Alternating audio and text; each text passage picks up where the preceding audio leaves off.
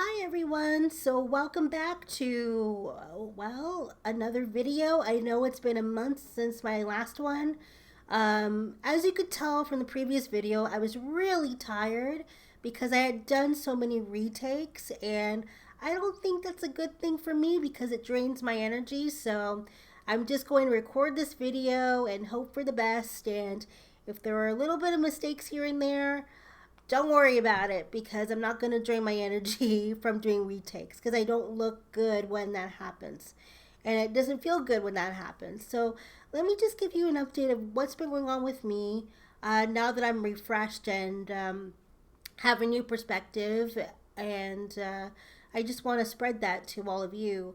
So in September, I applied for a mentorship program that gave people with disabilities the opportunity to um, work with editors at a publishing house to discuss their book ideas and learn about the industry and have a project that's refined for potential publication in the near future.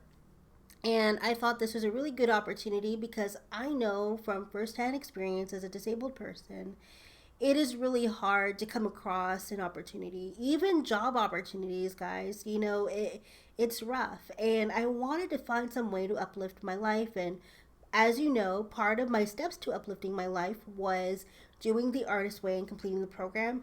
Now, when I did the artist way, I was very, very inspired and encouraged to take a leap of faith, and try things I hadn't tried before.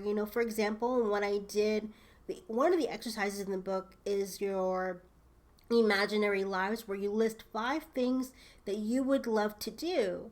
And Julia takes it one step further in helping us to take each of those things, or at least one thing from that list, and incorporate it into our daily lives. And this is actually how my YouTube channel was born. Because it kind of came to me. I said YouTuber on my list. I'm like, what? Where did that come from?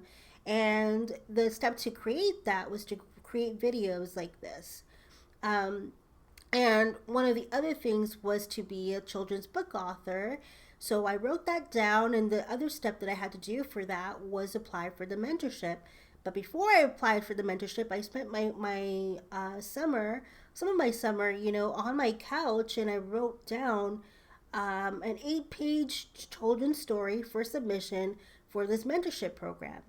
And I was really proud of that. So September 3rd, it was open. The applications were finally open for submission, and I had submitted this hard work that I had put on paper. And I didn't make it to the short list. So it really bummed me out when I found out about it. And I know it wasn't personal because they probably have to have limitations of how many participants they take in. So it probably wasn't personal toward me, and it wasn't personal, but it still hurts because I've been trying for so many years to uplift my life in a way where I can create this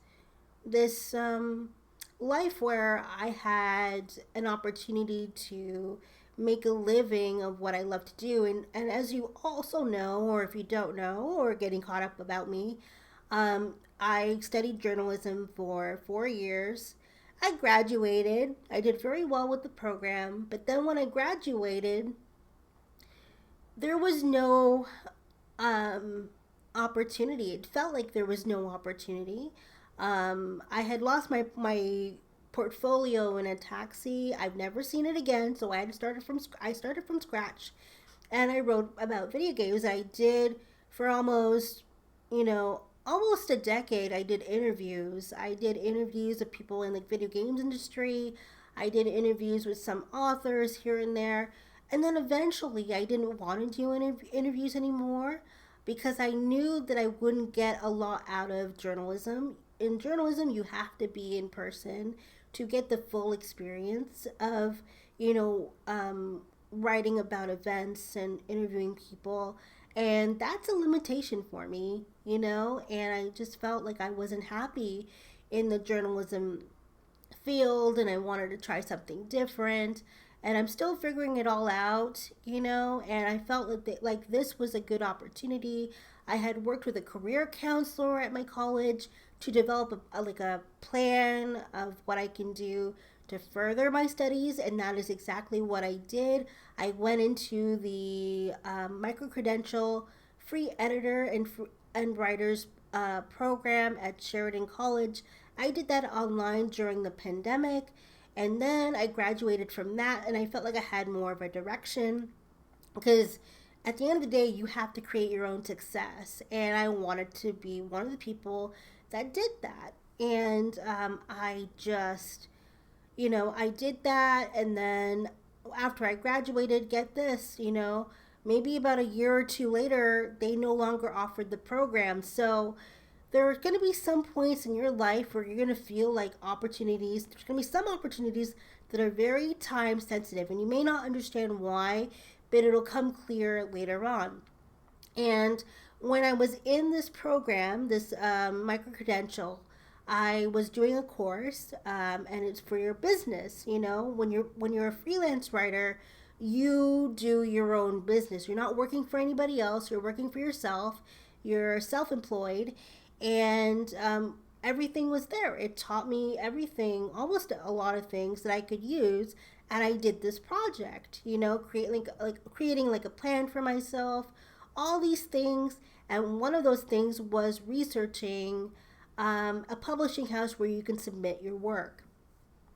And I found out that the publishing house had a mentorship program for people with disabilities and people of color and minorities, a lot of people that don't historically have been overlooked, and I felt that was a good idea, but I didn't apply right away because I didn't feel ready. And then it was after I did the Artist Way this year that I felt, okay, let me just take a leap of faith. It may not, I hope I get it, but I knew deep down that there was going to be a chance that I wouldn't get it, but that chance would have increased, you know, astronomically if I didn't submit an application. So when September came, I submitted my application. I waited for months to hear anything. I didn't hear anything until I went on their Facebook page and I found out who got shortlisted.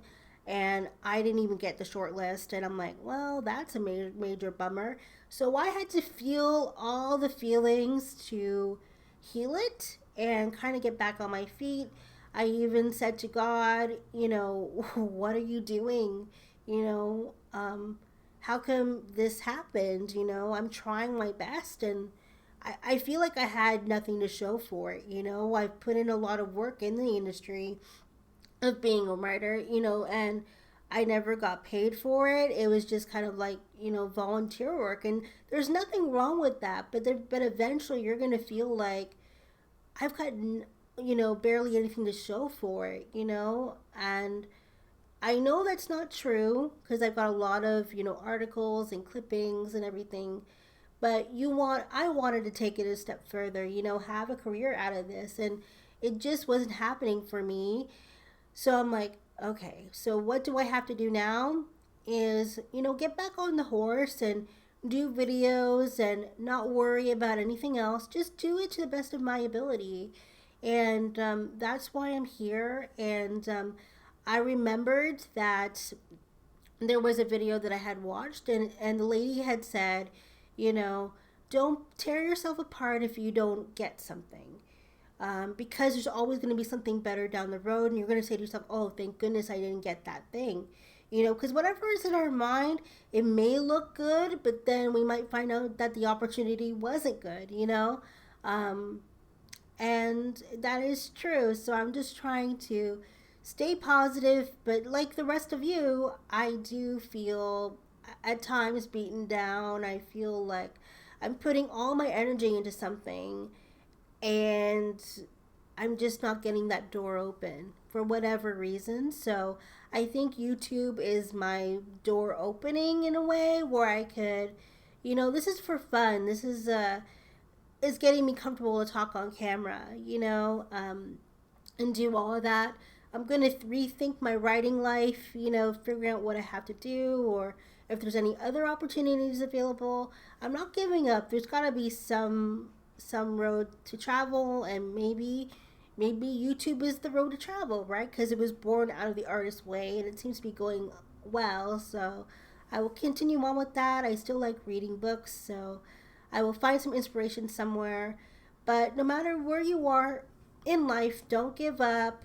Um, there's going to always be something better. You may not get the opportunity that you wanted, but you'll get something else. There's something for everybody. It's just we have to put in the work to find it, you know. And your partnership with the higher power, that's exactly what it is. Like, you can say your prayers, you know, to the universe, to God, to angels. You can share your prayers with that spiritual help that we have, but we also have to do our part, you know. We have to still apply for things. We still have to take action in our own lives to make it better, you know, and that's exactly what I'm going to do. But it's tough. It's tough. So for the holiday season, you know, I know it's hard for a lot of people. It's been really hard for my family, definitely. But there is hope. There is hope, and don't forget that. And if I can come through the other side of what was a huge disappointment for me, you can as well. And I will be doing the artist way again because I think I need to do the course again. I thought I didn't have to, but it looks like I may want to. But I'll start that after the holidays. So yeah, so that's all from me, you guys. It's good to be back here, but thank you so much for listening. Take care and have a peaceful and safe holiday season. Bye bye.